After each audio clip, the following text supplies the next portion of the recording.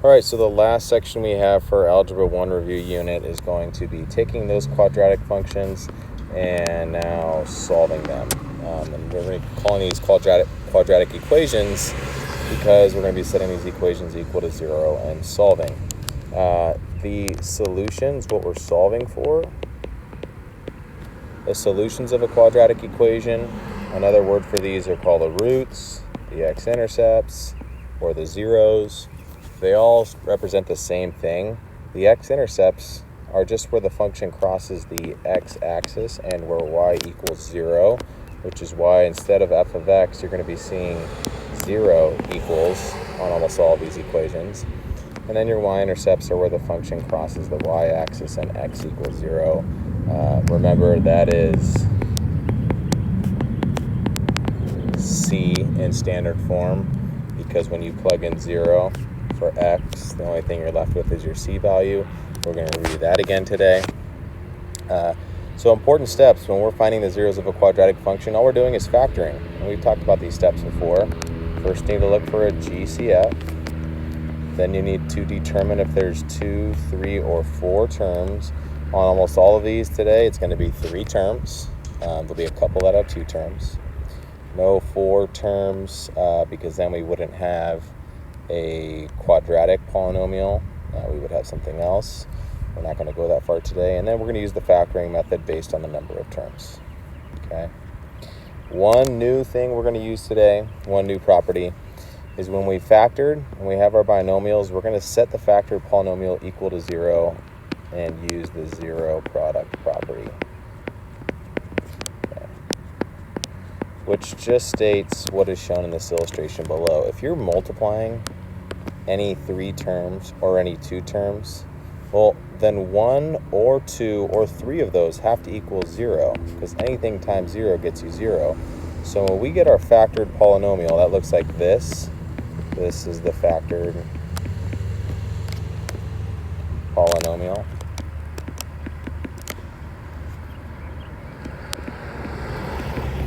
Then we're going to take each of those terms, x and x plus 2, and set them equal to 0 and then solve. Okay? So I'd like to do that for these couple of quadratic functions. Let's do a and c together, and then we'll let you try b and d on your own. So first, find the zeros. Another name for the zeros would be the x-intercepts. And then we're going to graph those x-intercepts, and then we're going to finish graphing the function. Okay. So first thing we need to do is we need to set f of x, because we're solving for the x-intercepts. Remember, this is also y. We need to set that equal to 0. So 0 equals x squared plus 6x plus 5. Now look for a GCF. We don't have a GCF out of these 3 terms. We have 3 terms here, and the leading coefficient is 1. So you're asking yourself, what are factors of 5 that add up to 6? Well, we know that has to be 5 and 1. And when we use the 0 product property, we set both of these factors equal to 0, because if 1 equals 0, then they can both, either one of them can equal 0 to make this equation true. When we subtract 5 over, we get x equals -5 and x equals -1. So go plot those 2 points on the x-axis. Those are 2 solutions, 2 x-intercepts. Okay. Now we're going to finish graphing. We need to find the vertex.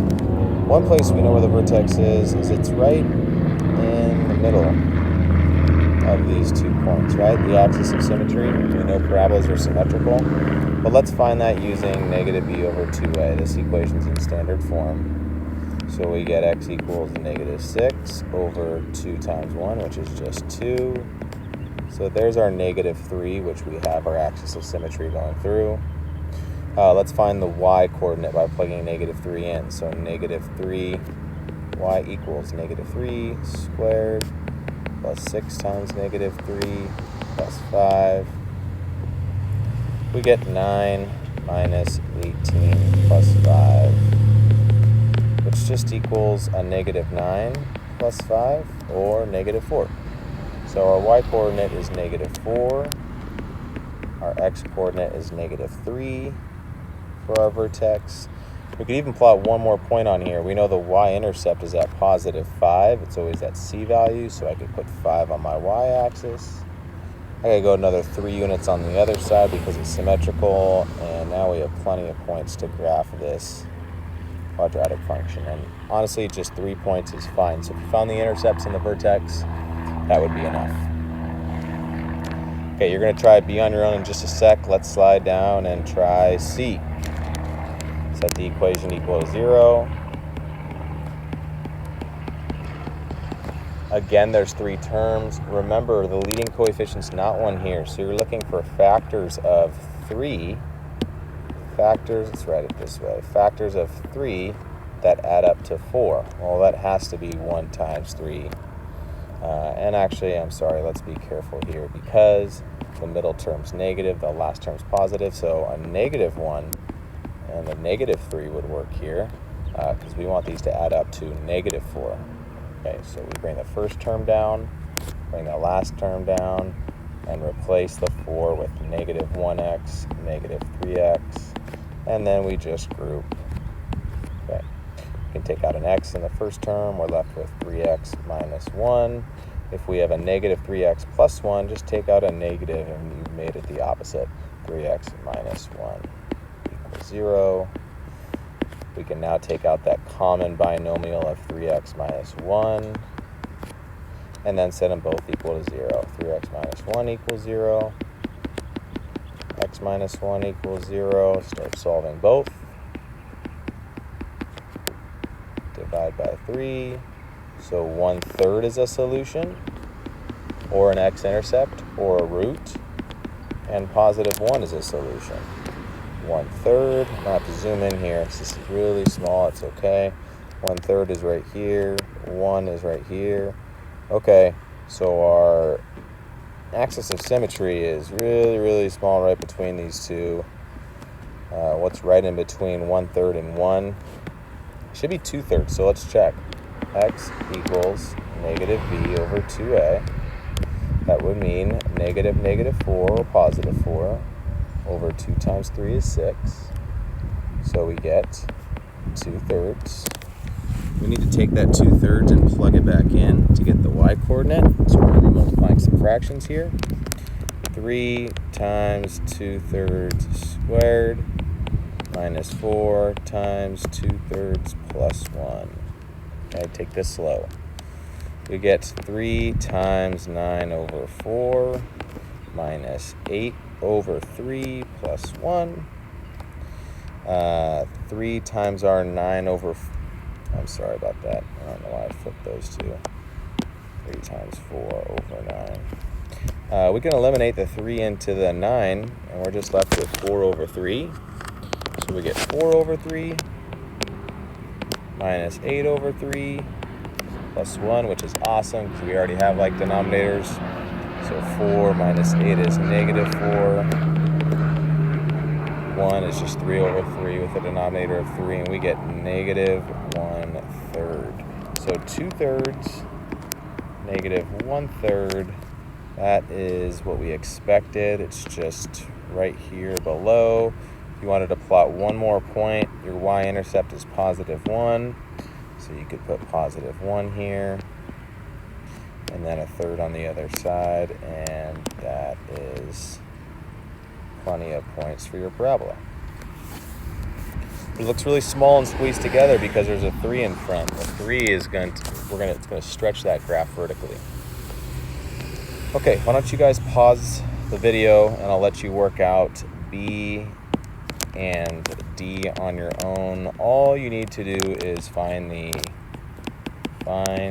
solutions or the x-intercepts and the vertex, then graph. That would mean getting 3 points, okay? All right, go ahead and pause the video, and then you can unpause it when you'd like to see the solutions, and we'll move on to our last section of just factoring. For B, you should have taken out a GCF. You could have taken out a 2, and you're left with x squared minus 1. When you set your two factors equal to 0, this 2 equaling 0 doesn't do anything for us. So do the same thing if you didn't take out the 2 in the beginning. Okay, and then hopefully you remember this x squared minus 1, difference of two squares, x minus 1, x plus 1 for factoring. So when you set both these terms equal to 0, you get a 0 at 1 and a 0 at negative 1. 1, negative 1. And then this is in vertex form. This is in a times x minus h squared plus k. So you didn't need to use the negative b over 2a. The vertex here was just at 0, negative 2. There is no h value, so it hasn't been shifted left or right at all. So we go down here to negative 2, and that's 3 points. That's all you needed here. Alrighty, and then for C, factors of negative 8 that add up to positive 2. The two factors should have been plus 4 minus 2, which means your two roots we're going to be at, or two intercepts, or two solutions, we're going to be at 2 and negative 4. And then if you use negative b over 2a, you're going to get your vertex at 1, negative 9. Sorry, negative 1, negative 9. And if you really wanted to plot one more point, negative 8's the y-intercept, so you get 1 point on either side as well.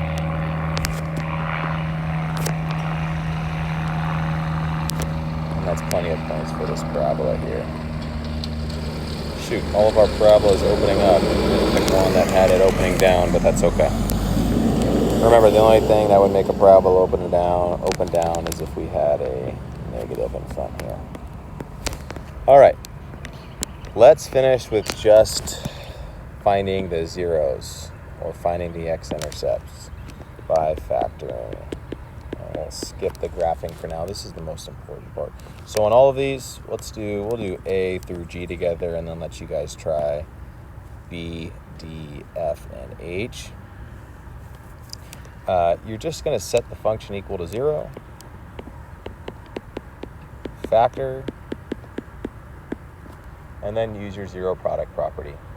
So when we factor here, factors of negative 32 that add up to 4, x plus 8, x minus 4. When we set them both equal to 0, we get two zeros at negative 8 and positive 4. Okay, that's all you need to do here on those. How about C? Perfect. Here's where we have a leading coefficient that's negative. So when we set it equal to 0, we need one of our terms to be negative. So a negative x and a positive x. And then you could just use guess and check here. You're going to need 4 and 2. One needs to be positive, one needs to be negative. Let's see if this checks out. We get, let's see, this one needs to be negative, this one positive.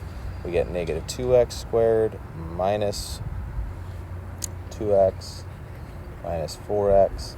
So that doesn't check out. Let's try making this a negative, and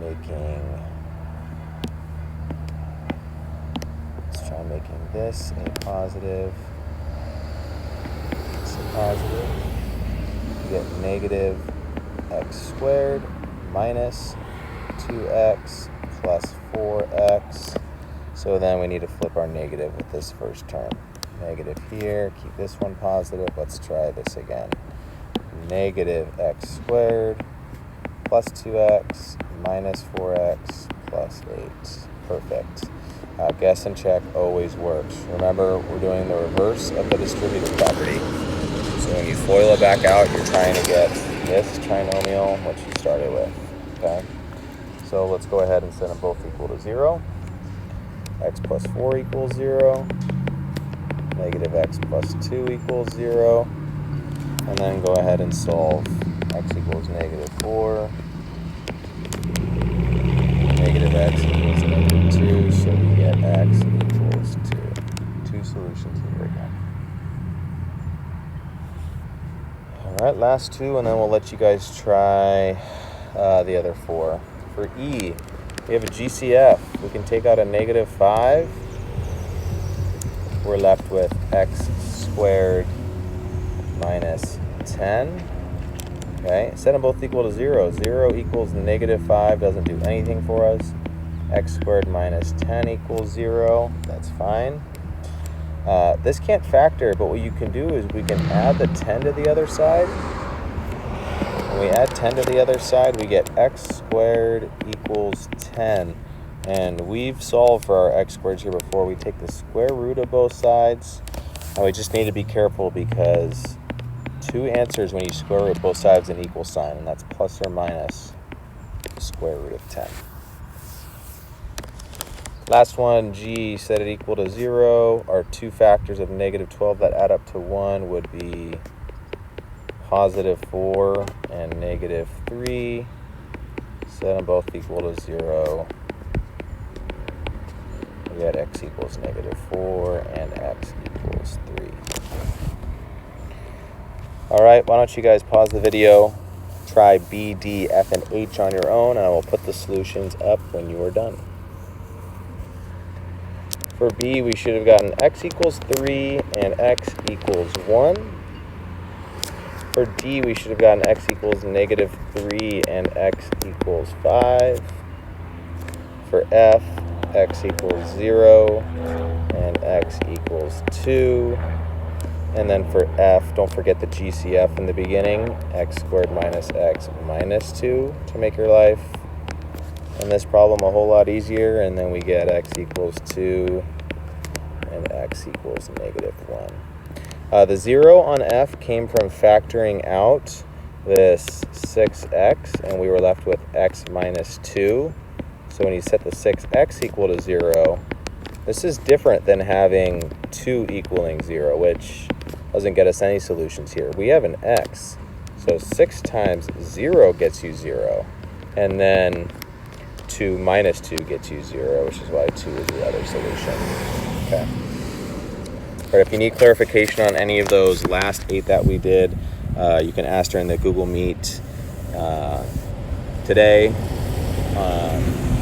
later this morning, and then I will hopefully be able to answer any questions you guys have on the homework through email if you come across any. Okay, good luck on your last assignment. Let me know if you have any questions.